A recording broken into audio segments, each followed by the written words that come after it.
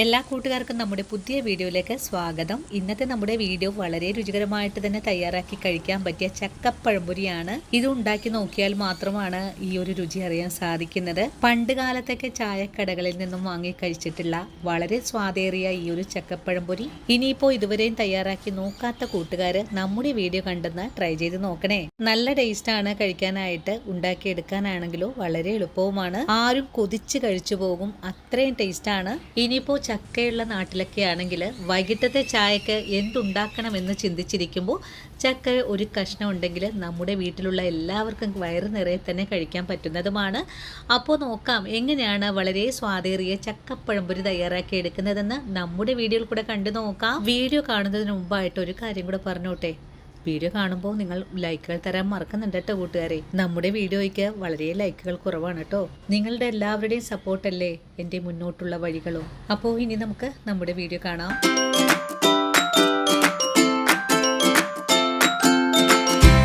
ചക്കപ്പഴംപൊരി തയ്യാറാക്കി എടുക്കാനായിട്ട് ഞാനിവിടെ 25 ചക്കച്ചുള എടുത്ത് വെച്ചിട്ടുണ്ട്. ചക്കപ്പഴത്തിന്റെ ഉള്ളിൽ നിന്ന് കുരുവെല്ലാം നീക്കം ചെയ്ത് നല്ല ക്ലീൻ ചെയ്ത് വെച്ചിരിക്കുവാണ്. പഴംപൊരി തയ്യാറാക്കി എടുക്കാനുള്ള ചക്ക എടുക്കുമ്പോൾ അല്പം വലിപ്പമുള്ളതായിരിക്കണം നല്ലത്. ഇനി നമുക്ക് ഈ ചക്കപ്പഴത്തിനെ ഒന്ന് മാറ്റി വെച്ചതിന് ശേഷം ഇതിലേക്ക് ആവശ്യമായ മാവൊന്ന് മിക്സ് ചെയ്ത് വെക്കാം. മാവ് മിക്സ് ചെയ്തെടുക്കാനും വേണ്ടിയിട്ട് ഒരു ബൗളിലേക്ക് 1 കപ്പ് അളവിൽ മൈദ മാവ് ഇട്ട് കൊടുക്കാം. കൂടെ തന്നെ 1/2 കപ്പ് അളവിൽ വറുത്തരിപ്പൊടിയും കൂടെ. ഇനി ഇതിലേക്ക് വേണ്ടത് 1 സ്പൂൺ അളവിൽ പഞ്ചസാരയാണ്. പഞ്ചസാര കൂടി ചേർത്ത് ഒന്ന് മിക്സ് ചെയ്തതിന് ശേഷം പഴംപൊരിക്ക് നല്ലൊരു ഫ്ലേവർ കിട്ടുന്നതിനായിട്ട് 1 നുള്ളു വാനില എസൻസ് കൂടി ചേർക്കുന്നുണ്ട്. വാനില എസൻസിന് പകരമായിട്ട് നിങ്ങൾക്ക് ഇതിലേക്ക് ഏലക്കപ്പൊടി ചേർക്കാം. കൂടെ തന്നെ നല്ലൊരു കളറിനായിട്ട് കുറച്ച് മഞ്ഞൾപ്പൊടി കൂടെ ചേർത്ത് കൊടുക്കണം. മഞ്ഞൾപ്പൊടിയും ചേർത്ത് കഴിഞ്ഞാൽ ഈ പൊടിയൊന്ന് മിക്സ് ചെയ്തെടുക്കാനായിട്ട് ചെറിയ ചൂടുള്ള വെള്ളം ഒഴിച്ചു കൊടുക്കാം. ഒറ്റടിക്ക് തന്നെ വെള്ളം ഒഴിച്ചു കൊടുക്കാതെ കുറേശ്ശെയായിട്ട് വേണം വെള്ളം ഒഴിച്ച് കൊടുക്കാനായിട്ടും. പൊടി ഇപ്പോൾ ഒന്ന് മിക്സ് ചെയ്തെടുത്തിട്ടുണ്ട്. അതിനുശേഷം ഇതിലേക്ക് പൊടിക്ക് ആവശ്യമായ ഉപ്പ് ചേർക്കാം. ഉപ്പും ചേർത്ത് കൊടുത്തിട്ട് ബാക്കിയുള്ള വെള്ളം കൂടെ ഒഴിച്ചു കൊടുക്കാം. നമ്മളിവിടെ 1.5 കപ്പ് അളവിൽ വെള്ളം കൂടി ഒഴിച്ചു കൊടുത്തിട്ടുണ്ട്. വെള്ളവും കൂടി ഒഴിച്ചു കൊടുത്തു കഴിഞ്ഞാൽ ഒരു തരി പോലും കട്ടകളില്ലാതെ വേണം നമുക്ക് ഈ മാവൊന്ന് മിക്സ് ചെയ്തെടുക്കാനായിട്ടും. മാവിലെ കട്ടകളെല്ലാം നല്ലപോലെ ഒന്ന് ഉടഞ്ഞു കിട്ടുന്ന സമയത്ത് നമ്മുടെ മാവ് വളരെ എളുപ്പത്തിൽ പൊങ്ങി കിട്ടുന്നതിന് വേണ്ടിയിട്ട് 1/4 ടീസ്പൂൺ അളവിൽ ഇൻസ്റ്റന്റ് ഈസ്റ്റ് കൂടി ചേർത്തിട്ട് ഒന്നുകൂടെ പതപ്പിച്ചെടുക്കുവാണ്.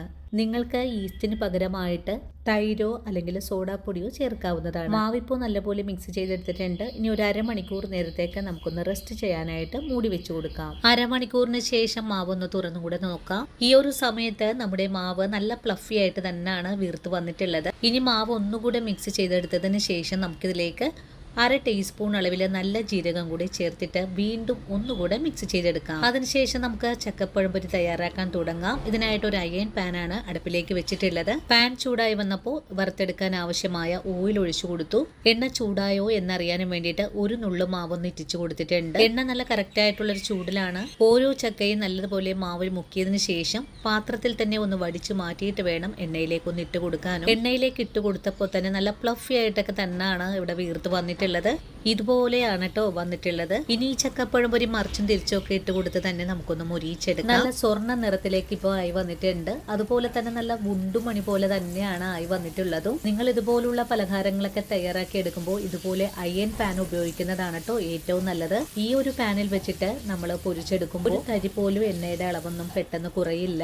അങ്ങനെ നല്ല സ്വർണ്ണ നിറത്തിലേക്ക് മുരിഞ്ഞു വന്ന ചക്കപ്പഴംപൊരി ഒരു അരിപ്പയിലേക്ക് കൂടെ മാറ്റിയിട്ട് അടുത്തത് നമുക്ക് ഇതുപോലെ തന്നെ മുരിയിക്കാൻ ഇട്ട് കൊടുക്കാം. എന്ത് എളുപ്പത്തിലാണ് നമ്മൾ ഇതുപോലുള്ള ചക്കപ്പൊരി തയ്യാറാക്കി എടുത്തിട്ടുള്ളത്. ചക്ക പച്ചയായിട്ട് കഴിക്കാൻ ഇഷ്ടമില്ലാത്ത കൂട്ടുകാർക്ക് ഇതുപോലെയൊക്കെ വൈകിട്ട് ചായക്കൊപ്പം ഉണ്ടാക്കി കൊടുക്കുവാണെങ്കിൽ ഒരുപാട് ഇഷ്ടത്തോടു കൂടി തന്നെ എല്ലാവരും കഴിക്കുകയും ചെയ്യും. ഈ ഒരു ചക്ക പൊരിച്ചെടുക്കുമ്പോൾ നമ്മൾ പ്രത്യേകം ശ്രദ്ധിക്കേണ്ട കാര്യം എണ്ണയുടെ ചൂടാണ്.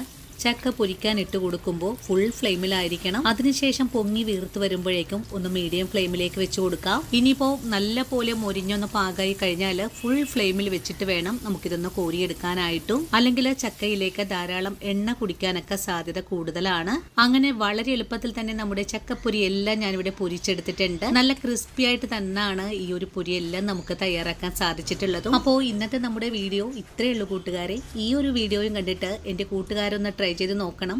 ട്രൈ ചെയ്ത് നോക്കുമ്പോൾ നിങ്ങൾക്ക് ഈ റെസിപ്പിയുടെ സ്വാദ് ഇഷ്ടപ്പെടുവാണെങ്കിൽ തീർച്ചയായിട്ടും നിങ്ങൾക്ക് ഇന്ന് കിട്ടിയ ഈ ഒരു അറിവ് നിങ്ങളുടെ കൂട്ടുകാരിലേക്കൊന്ന് ഷെയർ ചെയ്ത് കൊടുക്കണേ. അതുപോലെ വീഡിയോ കുറിച്ചുള്ള അഭിപ്രായങ്ങളും കമൻസ് ആയിട്ട് അറിയിക്കാനും മറക്കരുത്.